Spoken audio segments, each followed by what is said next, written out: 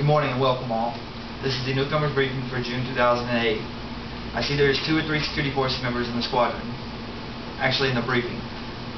For 2 of you, you'll be assigned to my flight, and for the other person, you'll be assigned to the flight that's working opposite of me. For security forces, most of you have the knowledge of us as the guys that bugged you during tech school. We actually provide a lot more than just to bother the young airmen in training. We provide a security atmosphere, law enforcement atmosphere, and we also have our civilian personnel, as you notice when you come through the gate. For the biggest portion of security forces is security.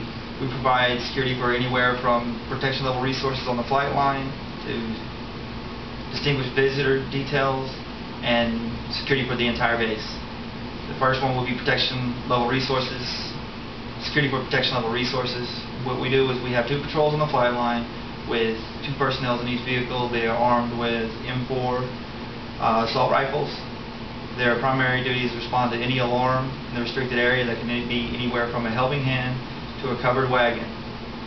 They also provide security for distinguished visitors. They will post as the lead vehicle and the rear vehicle in the detail. Their mission is to deactivate any alarm or threat towards the distinguished visitor. And the last big thing for us in security is base security. That includes all of our gates, the perimeter fence, and everything inside the fence. For the gates, as you've seen when you come through the gate, you've got to have your DD Form 2 or your CAT card. Or an Air Force Form 75, which is the visitor pass in a Texas or state driver's license. The security involves patrolling of the perimeter, which is done by 3 different patrols. They have 5 minutes to respond to any alarm on the perimeter, which is about 7.5 kilometers long. They respond to penetration alarms when vehicles run through the fence. Also, that will bring into the aspect of law enforcement. The law enforcement here at DIAS is pretty simple. We respond to medical emergencies, domestic violence calls, calls about drinking and driving,